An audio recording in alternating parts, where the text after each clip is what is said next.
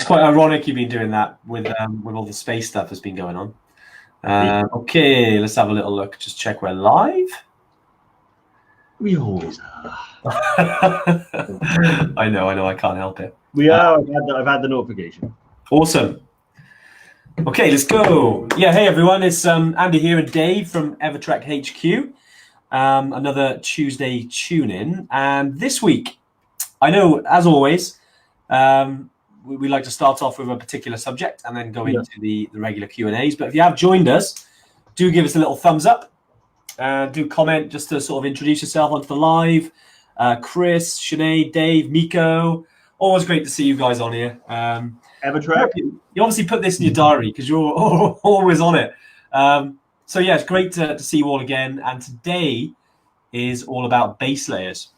Yep. Base layers, Dave. Where do we start?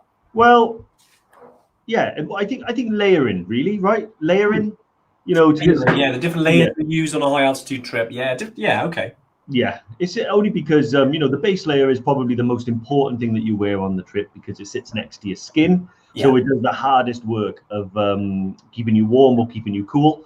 But it forms part of like a system. Now, reason why we want to talk about it is we've had a lot of inquiries about what the right down jacket is and things like that. And what we try and do is not only give a recommendation on a specific garment, but also tell you like why it's useful and how you use it, so you know how to get the best out of it. Because staying comfortable on the mountain never comes down to one piece of equipment. Never.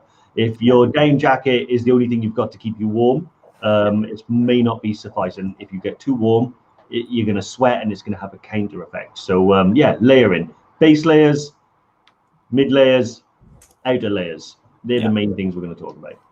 Nice. Great to see some more people coming on. Mick, great to see you on here, mate. And happy birthday for the other day. I hope you had a nice time.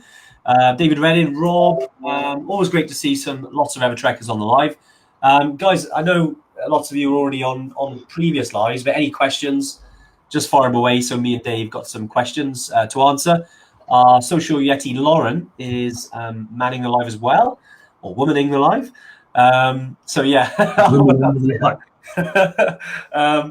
She'll be sort of forwarding any questions onto us, just in case we have any tech issues like we've had over the last couple of lives. Okay, so starting base layers. Layering system. Yes, I don't know why I'm so focused on base layers because it's. Well, no, you're right to be, because like I said, it's the one thing that sits next to your skin, so it's got the hardest job. Now it should like almost fit like really tight and hug the body. That means that any sweat that's being produced is immediately being absorbed from your skin through the base layer and then into the world. So it doesn't sit next to your skin. It makes a huge difference. When we were going up Killy in February, I used some merino wool base layers. Yeah, they were brilliant, really, really good. I always use long sleeve ones, and I like the ones with the zip as well. I noticed a bit of chest hair lingering on the way up to Killy, Dave. So I noticed that. It's good to have a little bit of a zip there, isn't it? Exactly. Yeah, I like to channel my inner Hasselhoff, and like pull the zip down, as I'm going up the hill. But honestly, and most of the time I just trek in my base layer, so that's all I'll use during the day because I run quite hot. But in my bag, I'll always carry a complete layering setup. So every day I'll have the base layer on. I'll have like a lighter fleece usually in there, and then a rain jacket or a down jacket depending on where I am on the mountain. And those three things is a key really, and that was really brought into focus on Kilimanjaro because particularly on summit night when we set off, it was dark, it was freezing cold. When we were on the top, it was freezing cold, and when we got back down to the bottom, it was like 28 degrees. Yeah, it was crazy. I know it. And that's the thing. I think I know you talked about Killy there, but anywhere in Nepal, where we go to Everest Base Camp, Island Peak, Mera Peak, high passes, like you start off in the day and it's always the same. Like we usually sort of start off about 7:30 in the morning, 8 o'clock, depending on how the group are. Normally we have kind of roughly that sort of time, and it's cold because the sun hasn't quite risen over the peaks yet. Because don't forget where you are, the Himalayas, the peaks are so high. It does take an hour or so for the light to shine through, so it's still quite chilly. You'll literally start in your warm gear, and within sort of 20-30 minutes, next thing you know, you're kind of you're taking them off and you're down to either your mid layer with a fleece or down to sort of your base layer or a t-shirt. And you're right, yeah, it's good to pack for all weathers. I think one thing we've learned from sort of on all the trips is that it can be like the UK, whereas we can see all 4 seasons within an hour sometimes in the UK. Yeah. Like I was on the Glen Shield Ridge weekend before last. And yeah, we literally saw, I think the first summit, because there's 7 Munros there. The first one, beautiful sunshine. The second one, a little bit cloudy. Third one, torrential rain. And then the next one, literally half hour later, was sunshine again. And it was kind of, you're on, you're off, you're putting the jacket on, you're taking it off. And I think, yeah, when you're on a high altitude trek, you need to be prepared to be changing a lot like that. And it does slow you down as well, I think, which is a benefit when you're at high altitude, to take your time. Which is something we kind of focus on. Some people coming on here as well. I'm just going through any questions you can see. Oh, yeah, I think we should actually say before we go into the questions. And I think who brought it up there? I believe it was.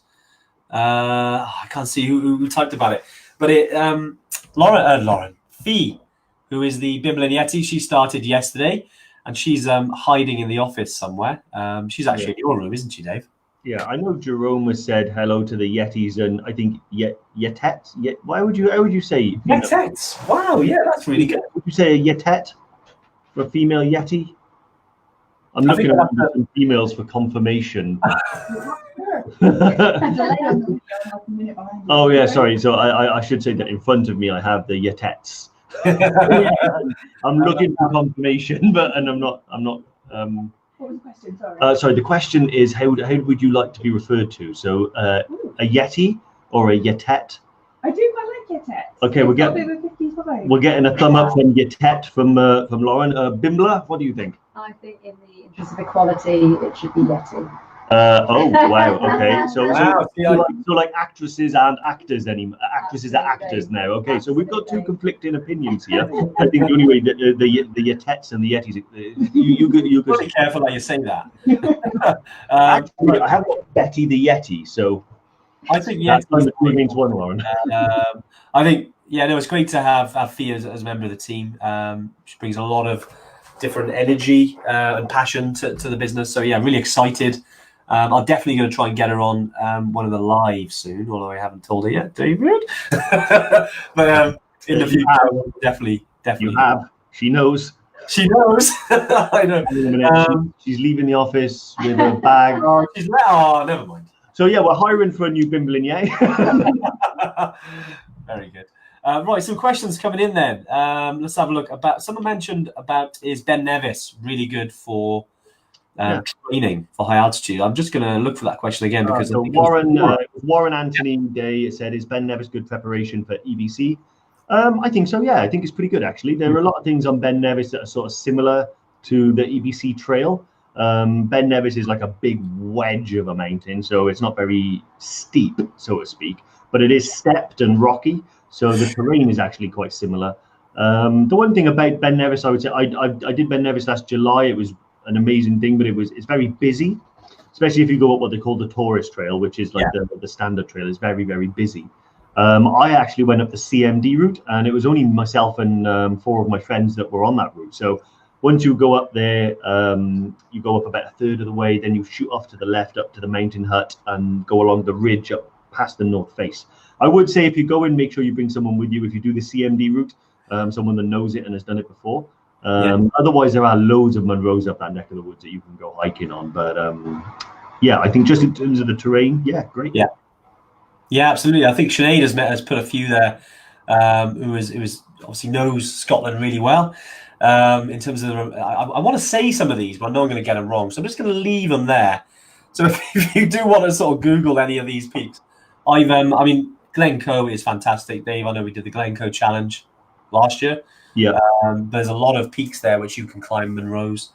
And I got to get this right because I was told off by my Scottish friends. I keep calling valleys, not glens. So I kept getting corrected there. But yeah, so there's plenty of glens to go walking in, and it's great. I think ultimately, if you're going on a trip like Everest Base Camp, Kili, Machu Picchu, Toubkal, whatever you're going to go, Island Peak even, Mera Peak, it's just about getting the time spent out in the mountains. It doesn't have to be anything technical. It's just getting out there, pack on your back, doing some mileage, building the strength in your legs, enjoying the mountain time, and just getting used to it. Like I've noticed a few comments here around, do I need to cool down before I change layer? It can be quite complicated, but keep it nice and easy. If you're, if you're getting too hot, take something off. If you're getting too cold, put something on. Yeah, I think that's it. Yeah, I mean, your body knows where it's comfortable. So I think that was Haley that asked that. Haley Lou Brimble said, if walking in just a base layer and you get hot, when you stop for a rest, is it important to layer up in order to cool down? So I think, yeah, when your grandmother always says, when you like sweating and you cool down to put something on. Personally, when I'm really hot and I stop for a rest, if someone tried to put a jacket on me, that's when the fight would break out. So basically, what I do is, and sometimes feeling cold after a hot day's trekking can be almost pleasant. But what I do is, like Andy just said, I keep it simple. I let my body make the decision for me. If I'm hot, I'll stop and cool down. The moment I start feeling like my skin is cold, because of the evaporation of the sweat and stuff, then I might put a jacket on then, just to prevent me getting like a chest cold or anything like that. But there's nothing. Although the layering system itself is quite scientific, it's based on a human body, which is the 7.5 billion of us. We're all different, But I think Andy says keep it simple. Listen to your body. If you're cold, put something on to stay warm. If you're warm, take something off to stay cool. And there are lots of different methods. Like I run hot, so most of my knowledge is about trying to stay cool. Staying warm is easy. I just put my down jacket on. When I try and stay cool, the merino wool base layers are really good about that. Sun hats and keeping my head out of the sun will keep you a lot cooler and stop you sweating so much. So there are some big things like that make a huge difference. Yeah, 100%. I think as well as like you said, Dave, you run hot. I run a bit sort of cooler, so I don't sweat as much as Dave. So we are different. There's sometimes that I've got layers on and Dave's just wearing a t-shirt. So it depends on you really. And again, as I said earlier about getting out there before you go on a big trek, is just spending time in the UK or whatever, because we get a lot of EverTrekkers from the US now, New Zealand, Australia, South Africa, India. And it's just getting out there and seeing what works for you. It's good. Like sometimes I'll take, if we're going down, what we actually take, like say on an average day. So I'll have a base layer, which they call it, other people call it your skin layer. I'll have, a fleece. I'll then have maybe a windbreaker, which is basically something to just keep the wind off. I'll have a waterproof. And as a last resort, I'll also have my down jacket in there. Because the down jackets, they do scrunch quite down really well. They're really light. But, if it does get chilly, if you do get cold, if the weather comes in, if maybe you take longer than planned and maybe you're coming down in the dark, you've got something just to keep you warm. And that is pretty much what you need on Everest Base Camp for Kili. Kili on summit night surprises some people. It's colder than people think, especially if it's windy. So like something I never really do is hike in my down jacket. It's just too warm. If anything, I'll hike with a base layer, a mid-range, which is a fleece, then my waterproof, just it's Gore-Tex, so it kind of works that way for me. But the down jacket, but actually on Kili, because it was so damn cold, I had the down jacket and I had my waterproof over my down jacket. I've never done that. But again, it's good to have it with you, and it's not exactly a lot of weight to carry, just in case it's you need it. Yeah, we should say as well that some part of layering that often gets sort of overlooked as well is looking at your extremities as well. So hands, head, feet. So again, I tend to use a lightweight merino sock or something like that. So because my feet get hot and sweaty as well, so I think a lightweight is fine for me. I did notice that Haley said she thinks of wool as itchy. Yeah, merino wool is not your typical sort of 1930s farmer's woolly jumper or like one of those itchy blankets. It's not like that at all. It's like normally it's a blend between merino wool and synthetic stuff. It's really soft.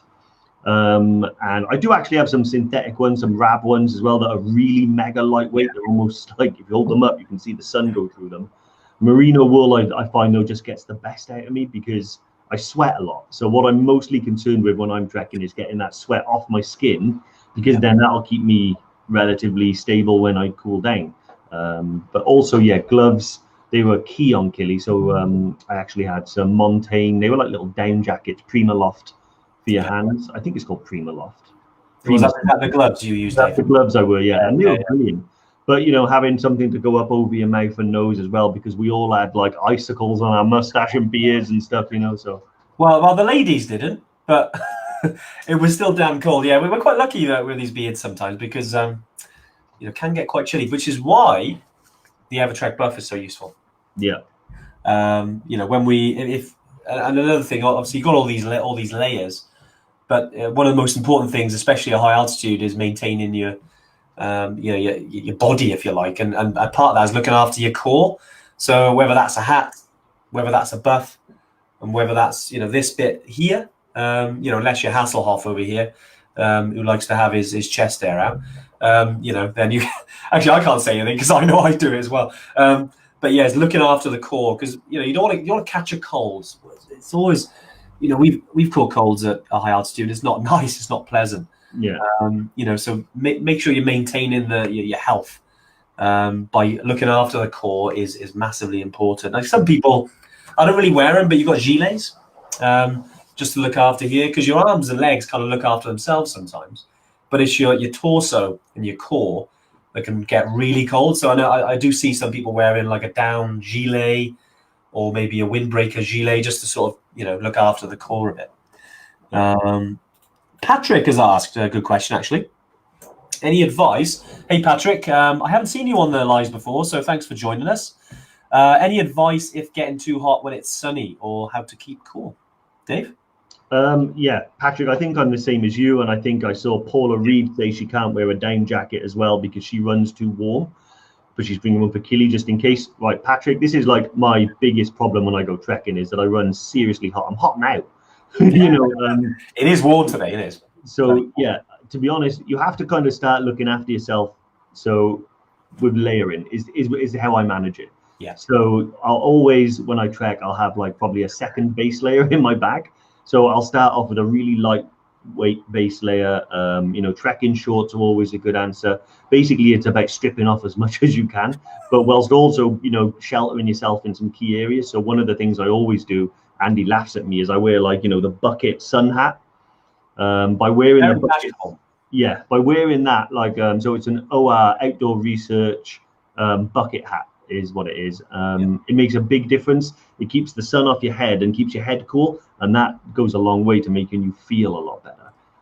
But it's all about layering, so I'll never wear like a heavy base layer, but I'll always have one in my bag just in case. Nice. So that's probably the biggest thing that I can say. I actually, weirdly, Lauren mentioned earlier she was on Amazon looking for a desk fan, and she found this like a band that goes around your neck that fires air into your face. Really? So, yeah. I mean, I got to be honest. I'm intrigued, and I'm going to look into it. Because, it might dry your eyes out a bit, but I think I have seen some cool T-shirts as well. So they're actually designed to keep your body cooler and things. I've not used them, and I think they're crazily expensive. I know Nike had one, but look into that. I also, just to Paula, you will definitely need a down jacket for killie. So I had one. The only time I wore it was on Summit Day, but without Summit Day without my jacket on Summit Day, honestly, I probably would have turned around. Yeah, it was that cold. So it was cold, isn't it? Yeah, so definitely bring one. Nice. I know Jerome, who's on the live as well, and always on the live, which is always great to see you on the live, Jerome. Mentioned his gilet was super useful on killie, and I think if you're going to look after your core, a gilet is a go-to option. Some really good questions coming in there, guys. Laura has asked. Let's have a little look. Where's Laura? There she is. Laura's asked: is layering up at night recommended? Yeah, it's again, it's whatever works for you. I know some people can, especially on the Everest Base Camp trek or in the Everest region, when you're staying at tea houses and lodges, they're actually surprisingly warm. As you do get higher, it does get a bit colder. We're not, not going to lie to you, but sometimes if you're in your sleeping bag or your liner, some people do like to just go skins. Just wear your pants or knickers and skin out, and because it can be quite warm. And then other people will wear maybe like a little sort of layer, whether that's like long johns. But as you get higher, lots of people then tend to basically kind of wear everything that they're going to wear in the day. It's almost like your trekking suit. So you literally get out of bed and you're already dressed. Because it's so cold, you're kind of wearing your clothes in bed. It is what it is. And, we've all done it. And, you're not going to be on your own if you do that. Because it can get chilly, and if sleeping bag you've got isn't quite up to it, or it's just a really cold night, it does happen, and some nights are colder than others depending on what time you go. Yeah, wear your trekking suit. I think that'll do you good. Yeah, I mean, talking about like base camp in October when we woke up and there was like ice on the windows and things like that. I literally sort of unzipped my bag, moved my feet off the bed into my trekking boots, and I was like, right, ready to go. That's how dressed I was. I didn't notice someone say layering up, thought it was spooning. Lewis, whatever happens in the mountain stays on the mountain, mate. So you do what you need to do to stay warm. Body heat will get you out of some situations. Don't forget. Good point though, Dave. Yeah. I'm not spooning. Just let you know. Well, let's see how cold it gets first, maybe. Very good, very good. No, some. I think Lauren, Social Yeti's put the little link there to that rechargeable traveling fan. Just if anyone's interested, definitely have a little look. But yeah, it's the same with with Killy as well, isn't it? It can be quite cold in the evenings, but during the day it's just super warm, isn't it? It was when we were there. Yeah, I think in February during in the mornings and the evenings it was a little bit cold, not crazy. Yeah. Nothing like I've experienced, in the UK really, except for Summit Night. Summit Night was freezing, but that was because it was dark, it was windy, we were at nearly 6,000 meters, so it's going to be cold, that's a given. But yeah, most times it was okay, relatively comfortable. I think like anything though, is very changeable. Like Andy mentioned earlier, even in the UK, we can get all 4 seasons in a day. Yeah. That's what you should prepare for, because no one knows exactly what the weather's going to do in the Himalaya or on Kilimanjaro or anywhere really. It can change on a 6. So I think, that's why I always have a little bit of backup in my bag. The things these days, like base layers and fleeces, they don't weigh much. They pack down quite small. So putting them in the bag is no biggie. So that's generally what I'll always do. I also have a routine where if it's raining, I'll put a spare base layer in my bag, and then halfway through the day, I'll literally get changed and put a dry one on. It makes you feel incredible, putting on something dry when everyone else is soaking. So, yeah. Very good, very good. Well, while we're talking about spoons, I think Laura is advertising for one for her trip. So anyone that's kind of interested, not that we're a connected agency or anything like that, go ahead. Anyone comment? I'm sure Laura will be able to say. Laura, you are braver than me putting that. I know. I apologize in advance for any sort of direct messages you get after this one. Jerome's had a good question actually, and I think Jerome, I did see. I think you might have put this in the group around the bladder, the Osprey bladder. I've actually used that one. They're very good. It's I've had mine for a few years now, so it's I am due an upgrade. But they do last for a while. So yeah, perfect for your trip in October next year. There's many around, in terms of bladders and things. I think the Osprey ones are definitely some of the best. I've used Osprey. I think one is it the platypus? Is it the Camelback? They have their own version. Yeah. But yeah, mine's 2.5 liters. Works fine. I've used it on Everest Base Camp Killy. So yeah, Jerome, you won't go far wrong if that's what you're going to order. Go for it. I know Dave, the second product you've asked there about the Anchor Power Core. I don't know what generation that is, but they're good. Yeah, so I've got that 20,000 one. To be honest, I'd be inclined, because you're not going till October 2021, is to wait and hang out for the 26,800. Normally they're $49.99, but you can get them. They're always on offer about 4 or 5 times a year, where you can get them for £30, and the difference is quite a lot. It's a bit of a beast in terms of its size and everything, but I bought 2 of those, and I charge my phone every day, and I use it a lot, and it lasted the whole trip. For instance, I didn't even have to charge my phone in Kathmandu. From the wall socket, I just used those things. Yeah. So my advice would be, hang fire and wait until if 2 weeks before you go, you still haven't caught a deal, order the 20,100. But hold fire. That's a lot of power in that as well. You're talking 6, 7 phone chargers in there. They're really good now. I think I've got 6 of them now because I keep buying them whenever they're on offer. No, 5 because I think I gave one to you, man. But then word gets out on the hill that you've got these things, and then before you know it, I'm charging cameras and phones. So. Definitely. When we do have the store that's, just to put out there, because I know you're kind of looking for these things. Over the coming weeks and months, when we're updating the store on the members area. These products will be showing in there as well, so definitely have a little look. Obviously it's up to you, go for it. As Dave said, it's kind of one of those things you can get nearer the time, especially because they're constantly updating them to new specs. But they do the job. If you're going to get them now and there's a good deal, why not? Niaz put a good question actually around down jackets, around the rating, and you've got maybe a casual version. Yeah, so I mean, with down jackets, we have done a whole Tuesday tune-in, and we've also done podcast episodes. I think if Lauren can maybe copy the link to those, just goes in a bit more depth. But just to answer your question while we're on here, yeah, with regards to the down jacket you need for Everest Base Camp, you can get away with like a 600 to 700 fill. You've got something like the Rab Microlight Alpine springs to mind. That's kind of I'd say low to mid range in terms of the heat. Then you've got the one that Dave's got, which is is it the Mountain Equipment Light Line? That's jacket? It. Yeah, really good jacket because it's not one that you probably want to wear casually because you do look like the Stay Puft Marshmallow Man, but it's definitely warm and it's a really good price for what you get as well. So it's usually on offer between 190 and 220. The Mountain Equipment Light Line, I think that's the best sort of one you can get at the moment. That's sort of in that price range. You can go crazy on down jackets, and I've known people spend £600-700 on them. It's not necessary to go to that extent for trips like Tubkal, EBC, or Tanzania. But I probably would recommend getting something a little bit like the Light Line, something with a big puff. Because remember, this isn't. We want to stay warm when we put them on. We only put them on when we need them, and we want them to do the job. I think I've used a lighter one before. I had the Montaigne one.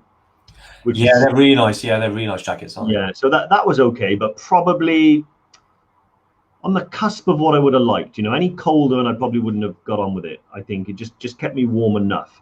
But the Light Line, really good. Yeah, it's one of those. It's good. Big question because we could go on about down jackets. I mean, all day. But yeah, it's one of those things that if you want to spend say £200-300 on a jacket just for your trip, and then you don't wear it because it's like I said, it doesn't look casual, and also maybe it's too hot for the UK. Because that's one thing I've got a really thick jacket. They don't sell it anymore. I bought it, I think it was back in 2015. I think it's called the Rab Infinity Endurance Pro Endurance. They've got different variants of it now. And it's an awesome jacket. I love it. I've sent it to Rab, had it repaired because I just love it. But the fact is I don't really wear it much in the UK because it's just too big. It's too warm, unless it's the real depths of Scotland in winter. And, it is in my bag because it's so light. But I hardly wear it, so you've got to kind of justify that to yourself. Whereas if you buy one that's more, how do we say it? You can use it maybe in the autumn and the spring as well. Maybe it's worth thinking around that. But yeah, any specific ones, it's always good. Drop us a line if you want to email us, info@evertrek.co.uk or anything like that. Just drop us a line. Always drop in the group as well, Niaz, High Altitude EverTrekkers, because I know people who've come on our trips, people who are going on our trips. Obviously us, we do look at the posts on there as well. If you've got any specifics, you're like, guys, what do you think? I'm going to buy it. Just drop it in there. Yeah, I think Lauren put a post up about something we've written about it before as well, by the looks of it. Comment, so that's awesome. I did notice someone asked a question then, Kirsty, do I keep the power bank in my pack during the day when I'm hiking? No, too heavy. Just unnecessary weight, really. As long as you charge it and it's fully charged in the morning. Most days, like you're not trekking for that long, like 7-8 hours is probably the maximum. Unless it's like Summit Day on Kili or Everest Base Camp Day. The big focal point of the trip is usually a long day. But even then, my phone will last plenty enough, So I leave it back in the duffel bag and I get it when I go back to the room. because they're quite weighty. At least probably a kilo, I think. Maybe it weighs about as much as maybe half a kilo, something like that. About about the weight of a half a liter of water, I think, is about the power bank weight. So now, some of them can be quite dense, can't they? But Dave Rimington, Dave, always great to see you on the live. You've asked a question actually I don't think we've had on all these. I think this is our 20th Q&A now that we've done since the beginning of lockdown. Apart from getting my fat head down and a tiring day, what else is there to do in the evenings? It's a really good question actually. It's one of those, and you're right. If you have got the energy, depends where you are. The first couple of days, you're quite low down. You might feel a bit perky, and you're going into. I mean, for instance, if we're talking about Everest Base Camp here, or the Everest region, you've got Namche.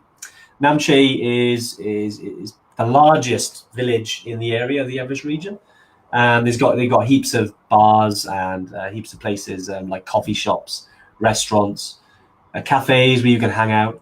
If you've got the spare time, and on some of the days, like the acclimatization day, if you head into Everest Base Camp, you've got some time in the afternoon, you can go. There's loads of trekking shops. The Irish pub's always good, although we do recommend you do that on the way down. Yeah. We know lots of EverTrekkers haven't and do it on the way up. But, you're adults, it's up to you. But we're always talking about leave the alcohol to the way down.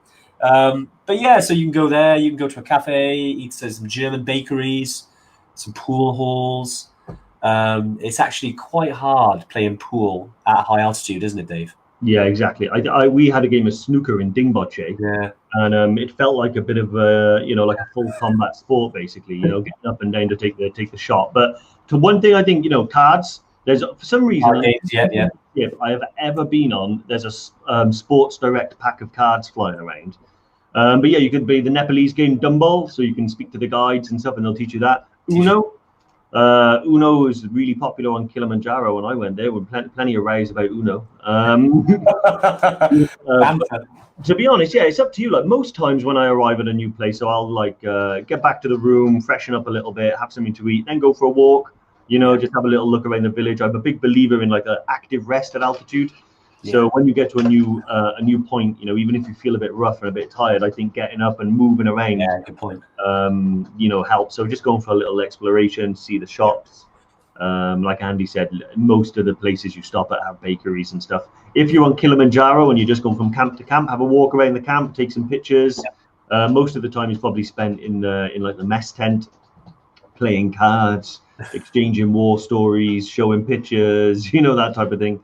So you'll know what to do. You'll fall into it, mate. Don't worry about that. Yeah, you'll enjoy it.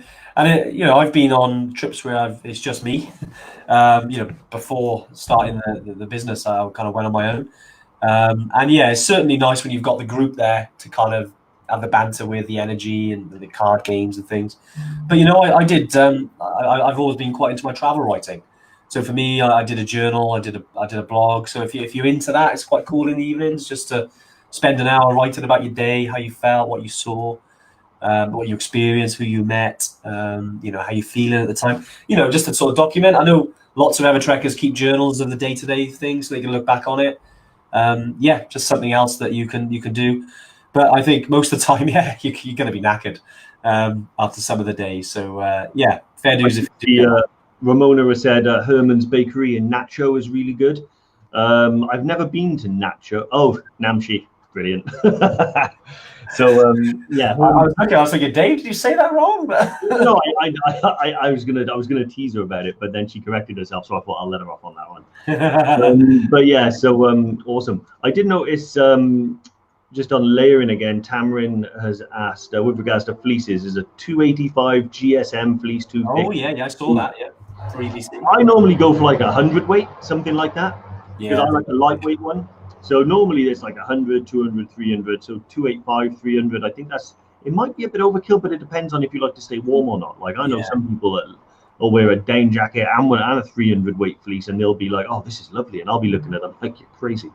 But it's about remember, it's not one thing that fits all in terms of like your comfort level. So it's about getting some experience. So you need to go out and hike and train anyway. So get a fleece, try it, work it out, see if it works for you when you're in the mountains, and you'll get a feel for what you like. I sort of just go out every day, not every day, but I try to go out as often as I can. And yeah, that's how I learned what worked for me. Yeah, I think we got Laura asked about socks as well. Yeah, important layer for the feet. So yeah, good point for bringing that up. So any recommendations for those with cold feet, or just to get a decent thick pair? Yeah, I mean, with socks, if you ever go outdoors or you're looking online, there's so many different options out there. I always stick to kind of the ones I know. Like I use merino wool quite a lot. Unless you're kind of allergic to it or anything, really good socks, because even if you sweat, it kind of wicks away the sweat, so you don't get damp feet. They have levels, so if you ever go outdoors, Cotswold Outdoors, Ellis Brigham, whether you go to Decathlon, wherever they sell socks, you'll see that they have ones for like trekking, they have ones for like winter, to kind of lean on that as well, give you an idea. Because I know there's varying different levels, and again, it's like Dave, I know that you don't really like too thick, do you? Because then you sweat too much. I tend to buy, so for me, like I'll use like a lightweight pair.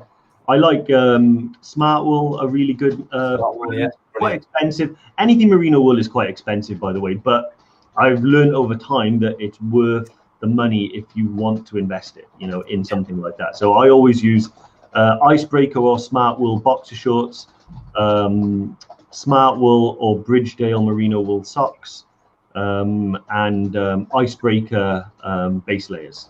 Now, like I said, they're crazy expensive. You can buy probably 2 or 3 normal base layers for the price of one, but it'll last 2 or 3 times longer. It's antimicrobial, so it doesn't stink, so that's what I recommend. I think the Bridgedale ones, like I said, I'm not a gear snob, so I don't want to go for the best and most expensive all the time.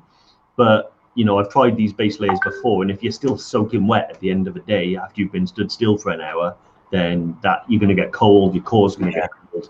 With merino wool, I've noticed that, it's dry within sort of half an hour of stopping, and that means my skin is dry. It means that all the moisture has come off my skin through the base layer, evaporated into the air, and yeah, that's great.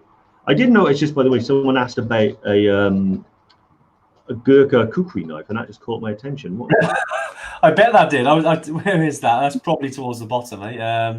No, Lawrence passed it to me. So bright. Oh, right. Okay. See, yeah. I thought they were going to ask, like, should a Gurkha knife be part of my kit? But it was Brian Griss asking, what's the bottle behind me? Is it a Gurkha kukri? So it is. Yeah. So this was a gift from Anuj, head of operations in Nepal.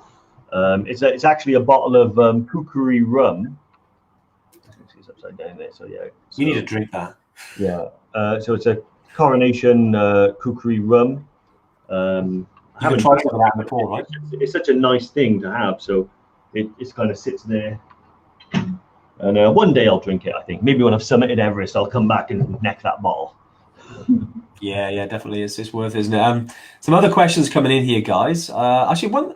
I'm gonna bring this one up because where is it? I think it's Chris. Hey, Chris. Cheers for your message about November this year. I think will it go ahead? I know you've heard a lot of different things. Yeah, we've had countless meetings with our team in Nepal, because we know Nepal's quite challenging at the moment with regards to, one, their airport still isn't open, and it was due to open in 6 days, and they pushed that now to the end of the month. It's not a good sign by doing that. Also, with regards to the PCR tests on arrival, so even if you get one in the UK and you're allowed on the plane, and you're allowed through, and you're allowed then to get a visa, you've still got to then have your another test, and then isolate at your hotel. So our hotel for at least 6 days. That's what we've been seeing from the communication. There's a lot of factors at the moment. I know we've got in touch with everyone in the autumn already, and Chris, it's always tough to give you like a definitive final answer. Personally, I think it's going to be challenging. I know we've offered people rescheduling. I think about 75% of people now are rescheduled because of it. I know you really want to go, and look, we're like you. We want to get back to the mountains. We want to get trekking again, and it's it's not easy. But the one thing we need to kind of remind ourselves that the mountains aren't going anywhere. We will, before long, next spring we'll be here. We were kind of hoping this done by then, but we're all in the same boat, really. We're all kind of like, what do we do? We've tried to be as flexible as we can, Chris, which is why we've said, look, if you want to reschedule because of the uncertainty, then we'll remove all the barriers for you to do that. I think, we've put on the website as well, sold out, is that we don't really want anyone booking into a trip with this uncertainty, which is why we've done that. Okay. Plus they are sold out. Yeah. I know. Anyway. I think, Chris, if you want to drop us an email into info@evertrek.co.uk. We can have a chat and stuff like that, because there's a lot of conflicting information, as Andy said. Landing on one decision is difficult, but what we're very keen for everyone to know is what we know. So full transparency. What we know when we know it. So you're able to make an informed decision about your trip as well. Nepal has gone back into lockdown, or at least Kathmandu has at the moment. The flights were due to be scheduled at the beginning of August, then the 17th of August, and now it's been pushed to the 31st of August. I expect that'll go pushed again. This is the nature of Nepal. They're probably over-optimistic at the moment on what they consider possible. I think also I spotted something earlier, which I think, that there's a company out there now in Nepal saying that they can do PCR tests and turn them around within like 24 hours and things like that. I would urge caution with taking that stuff as read. My main concern with that is that I don't think that's going to be possible. We can't do it in the UK, and that's where they only have one hospital really that can support that type of thing in Kathmandu. They're going to be servicing tests for not only tourists, but also the Nepalese people that are going through the COVID issues. And also, if you go to Nepal and you rely on that 24-hour turnaround, and that's what you've booked your flights around, and it doesn't happen, then you no longer can hit your EBC schedule, so unfortunately your trip's sort of been destroyed. I think email us in, we'll give you all the information you can. I think realistically, Andy, I think we're probably saying things are tough at the moment. Yes. Maybe too tough to run a season. We don't have anything definitive, but like I said, you'll know what we know when we know it.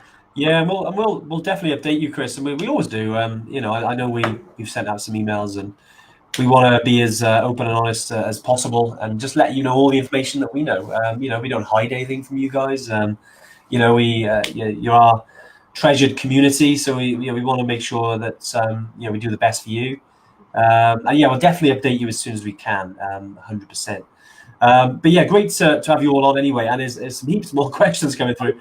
There's one really good question on there I really like, because it always gets a good response. So, hey, Hillary Calderwood, the people that don't make it up to Kili or EBC, do we find it's most often because of altitude sickness or being too cold and mentally unprepared?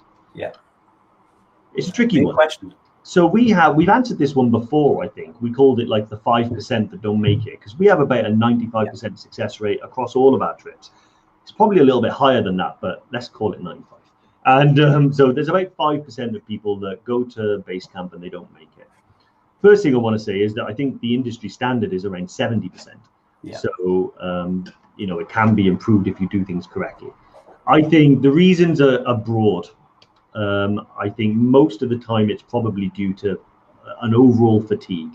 So very few people are struck down with like acute mountain sickness and cerebral edema and those things. That's very rare on a base camp trip. It's more altitude affects the body in a lot of different ways.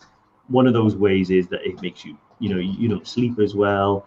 You might be not drinking enough, you might be getting tired, or maybe you've got a little bit of a dodgy belly. And it's normally a lot of different things that accumulate that get a person to the point where they don't want to go on, or they feel they can't go on.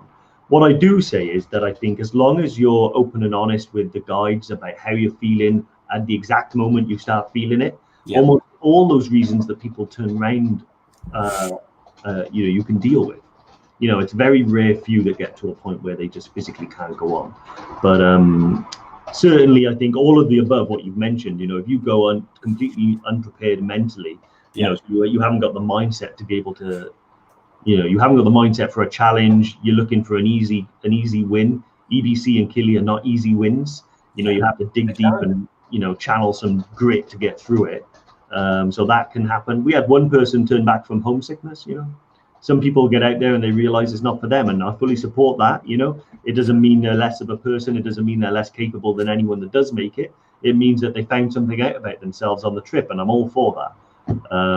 Personally, I think if you've got a sense of adventure, a sense of humor, and a willingness to learn about altitude and what to do, then you're already armed with 99% of everything you need to get to the summit of Killy or get to EBC. Really, really well put there, Dave. I think it's right. It's one of those things. I mean, as always, I'll always focus on the mental stuff, just because that's where, like, as Dave said, if you're up for a challenge, then game on. Killy, EBC, Machu Picchu, wherever you want to go, it's there. And but these trips aren't easy. But once you do them and you experience it, you'll love it. But very good question, Hilary. I love questions like that. I know someone just answered, because I want to bring it up just before we miss it. I think it was Graham. I'll tackle this one because it's. I think Jerome may have dropped it in earlier, and I think Jerome, a big part of our EverTrek community in the group as well, mentioned about solar power banks. We say this a few times, and I haven't really seen any that are any good, unless you're spending high-end money on sort of professional grade solar chargers. I don't think they're worth buying. Just do the Anchor power bank we talked about earlier. Lauren, I believe you might have a link to that, the Anchor power bank that Dave uses. That's the one that we recommend. It's not solar, but once you charge it at the beginning, it'll last you for most of your trip, and you can always get two. So definitely sort of check that out. Yeah. What's your other questions, Dave? Any of you spot? I think Paula's got a good question here. I don't wear base layers in Scotland. Do you think it's advisable on Killy? Yes. 100%. Yes. You should wear them in Scotland, really. I mean, like normal t-shirts like this, they don't keep you warm or insulated or anything like that. They're fine on like a warm day, I guess, as long as you're starting in the warm and you're finishing in the warm. Yeah. But I've been up. I do most of my hiking in Brecon, and I've started the day where it's like today, beautiful, glorious sunshine. Yeah. And then by the end of the day, it's really cold. And if you've only got a t-shirt like this on, it's gonna be really cold. So I personally recommend getting some base layers. Yeah, I mean, like I said, don't go out and buy the craziest, most expensive base layers, because they can be like 120 quid each. Not needed. Start and figure out what works for you. The first base layers I ever took to Everest Base Camp were bought from Aldi, and I will say they were good for one trip to base camp, and then afterwards they weren't. I upgraded. But that's where everyone starts, So everyone starts, and then you figure out what works for you. That's too hot. That's too cold. And then ultimately I ended up with the icebreaker ones, largely because I run hot. I like to wear long sleeves and zip tops. They do exactly those type of tops, and they keep me warm when I'm cold, and they keep me cool when I'm warm. And also I saw someone mention about long sleeves or short sleeves. Yeah, I always wear long sleeves. Yeah, because for the sun. So it keeps the sun off my skin so I don't burn. I'm very conscious about sunburn when I'm at altitude. There are some midges and things like that in the lower altitudes on Killy. I've not noticed it EBC. But yeah, I think that long sleeves is always better. You can roll them up, but you can't you can't pull short sleeves down. Very good point. It's actually because I've got a mix of short sleeve and long sleeve, and it depends on the weather. Like I think it was last weekend when I was up in Scotland, because I've got to be honest, there was a lot of midges, a lot of them. I think my legs were paint by numbers by the end. There was so many. I'm like, wow. But I did have a long sleeve on, and I just rolled it up. Once you're out and there's a bit of wind, midges go away, happy days. Yeah. But there's not too many sort of creepy crawlies on Everest Base Camp. There's a few in like the jungle as you're going up through the jungle parts of Killy. There's a few on the sort of terrain of Machu Picchu as you're walking through the forest and the jungle there.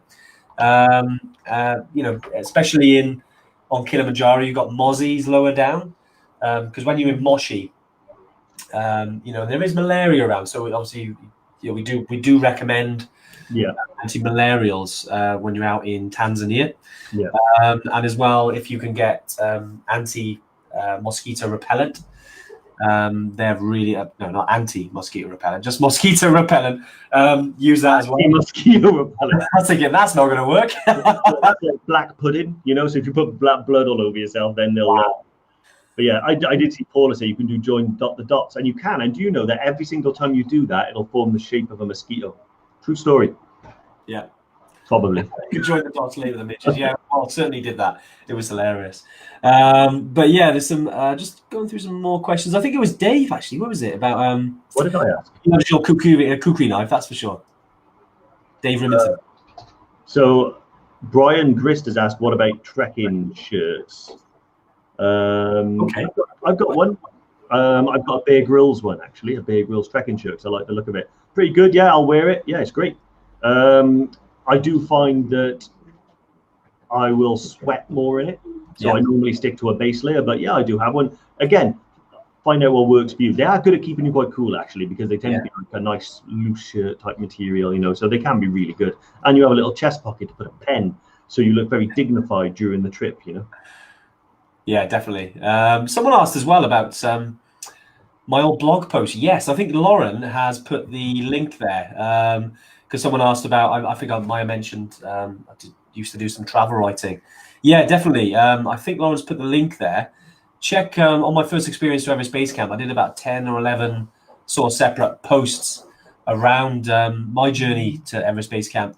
It was kind of before the time, if you like. But Lauren has put there's the link. I knew I was going to find it. I was looking for it then. Have a look at it. Yeah, it's a little bit, different because obviously we weren't EverTrek back then. It was a little bit different. But yeah, it's relatively entertaining. So I highly recommend you read it if you go into Everest Base Camp, just so you know what you're getting yourself in for. It's always get good sort of feedback on that. Yeah, I do. Bernice, even though I'll never go up anything until they put in cable cars, I find all this very fascinating. Never say never, Bernice. Never say never. I guarantee you can get up something. Yeah, that's my mum. Is that your mum? Yeah, that is Lauren's mum. Yeah. Is that Bernice Carr, mum of Lauren? Hello, Lauren. Can she get? She ever make it, Lauren? If you piggybacked her. Oh, I met. You did? Yes, I met me before. Yeah. No. Of course. Sorry, B. Yeah. B. Welcome to the life. Yeah, exactly. No, welcome, B. Right, we'll be on. Yeah, but wow, we've flown by almost an hour already. Mad. Yeah, you can't see the hungry faces I've got behind my monitor. Oh, really? Yeah, no, it's been great. We've talked about sort of layering system. Oh God, if there's any sort of questions that we haven't picked up, we'll certainly catch up after the live and sort of comment on them. Yeah. As always, do drop us an email at info@evertrek.co.uk, so we can answer any of your pressing questions. And also as well, don't forget to drop into the High Altitude EverTrekkers group with your questions. Other than that, Dave, yeah, it's been awesome. Yeah, it's been a good one. Yeah, I really enjoyed this one, actually. Some good questions on there. It's good to see people on there. I know we'll see you all again next week. Karen Bardet, not Bardet. Karen's been on here since the beginning of lockdown, I know. Exactly, yeah. So, awesome. Yeah, it's been really good. Look forward to next Tuesday, as always. Great stuff. Well, good to see you all. And yeah, we'll see you next Tuesday. Bye. All the best, guys. Bye.